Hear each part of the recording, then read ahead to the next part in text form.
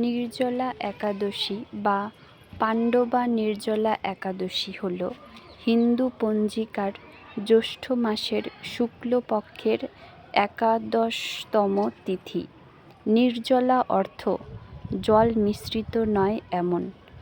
একাদশীর মধ্যে প্রায় 24টি একাদশীর মধ্যে এই একাদশীকে সবচেয়ে কঠোর এবং পবিত্র বলে মনে করা হয়। পাণ্ডবা বা নির্জলা একাদশীর ব্রত কথা। পাণ্ডবা নির্জলা একাদশী জ্যৈষ্ঠ শুক্লপক্ষের এই নির্জলা একাদশী ব্রত সম্পর্কে ব্রহ্মবৈবর্ত পুরাণে শ্রী ভীমসেন ব্যাস সংবাদে বর্ণিত হয়েছে। মহারাজ যুধিষ্ঠির বলেন, হে জনার্দন, আমি অপরা একাদশীর সমস্ত মাহাত্ম্য শ্রবণ করলাম। এখন জ্যৈষ্ঠ শুক্লপক্ষের একাদশীর নাম ও মাহাত্ম্য কৃপাপূর্বক আমার কাছে বর্ণনা করুন।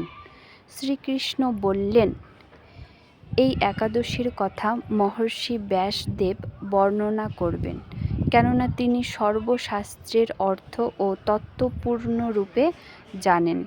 রাজা যুধিষ্ঠির ব্যাসদেবকে বললেন, হে মহর্ষি দ্বৈপায়ন, আমি মানুষের লৌকিক ধর্ম এবং জ্ঞানকাণ্ডের বিষয়ে অনেক শ্রবণ করেছি। আপনি যথাযথভাবে ভক্তি বিষয়িনী কিছু ধর্মকথা এখন আমায় বর্ণনা করুন। শ্রী ব্যাসদেব বললেন, হে মহারাজ, তুমি যেসব ধর্মকথা শুনেছ, এই কলিযুগের মানুষের পক্ষে সে সমস্ত পালন করা অত্যন্ত কঠিন। যা সুখে সামান্য খরচে অল্প কষ্টে সম্পাদন করা যায় অথচ মহাফল প্রদান করে এবং সমস্ত শাস্ত্রের সারস্বরূপ, সেই ধর্মই কলিযুগে মানুষের পক্ষে করা শ্রেয়। সেই ধর্মকথাই হলো এখন আপনার কাছে বলছি। উভয় পক্ষের একাদশী দিনে ভোজন না করে উপবাস ব্রত করবে। দ্বাদশী দিনে স্নান করে শুচি শুদ্ধ হয়ে নিত্যকর্ম সম্পাদনের পর শ্রীকৃষ্ণের অর্জন করবে। এরপর ব্রাহ্মণদেরকে প্রসাদ ভোজন করাবে। অশৌচাদিদেরও এই ব্রত কখনো ত্যাগ করবে না।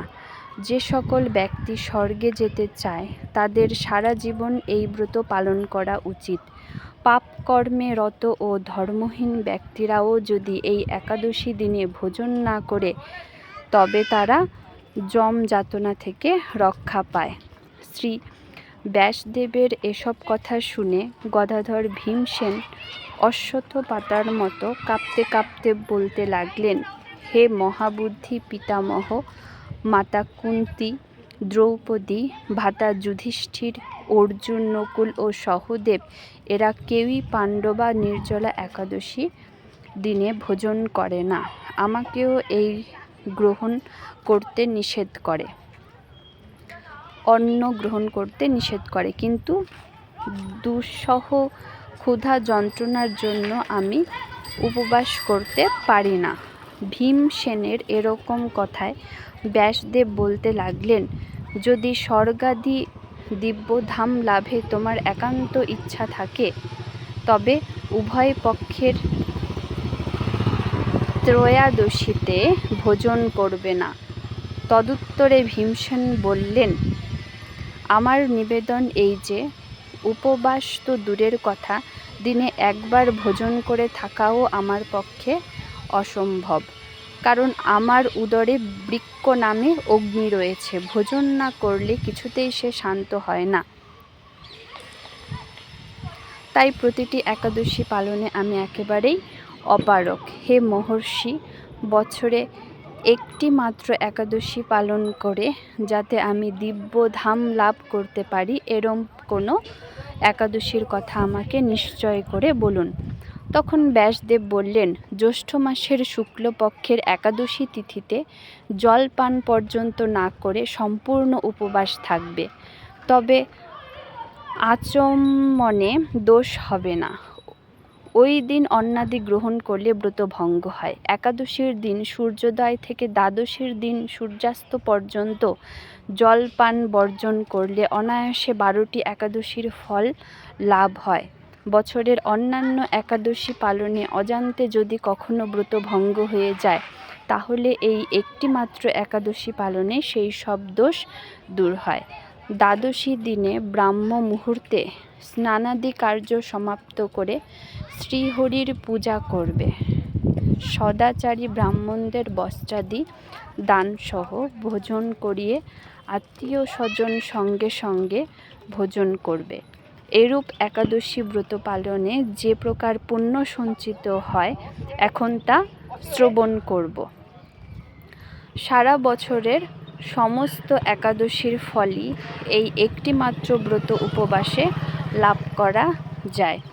শঙ্খ চক্র গদা পদ্মাধারী ভগবান শ্রীকৃষ্ণ আমাকে শ্রী বলেছেন, বৈদিক ও লৌকিক সমস্ত ধর্ম পরিত্যাগ করে যারা একমাত্র ও আমার শরণাপন্ন হয়ে এই নির্জলা একাদশী ব্রত পালন করে, তারা সর্বপাপ মুক্ত হয়। বিশেষত কলিযুগে ধন সম্পদ দানের মাধ্যমে সদ্গতি বা স্নার্ত সংস্কারের মাধ্যমেও যথার্থ কল্যাণ লাভ হয় না।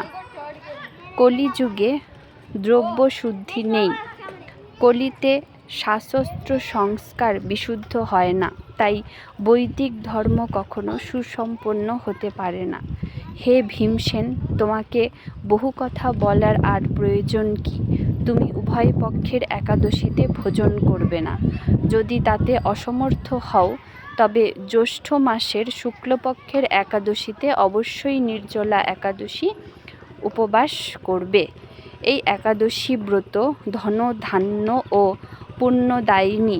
যমদূতগণ এই ব্রত পালনকারীকে মৃত্যুর পরও স্পর্শ করতে পারে না। পক্ষান্তরে বিষ্ণুদূতগণ তাকে বিষ্ণুলোকে নিয়ে যায়। শ্রী ভীমসেন ওই দিন থেকে নির্জলা একাদশী পালন করতে থাকায় এই একাদশী পাণ্ডবা নির্জলা বা ভীমসেনী একাদশী নামে প্রসিদ্ধ হয়েছে।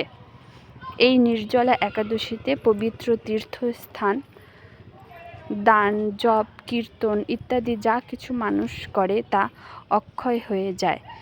যে ব্যক্তি ভক্তি সহকারে এই একাদশী মাহাত্ম্য পাঠ বা শ্রবণ করবেন, তিনি বৈকুণ্ঠ ধাম প্রাপ্ত হবেন।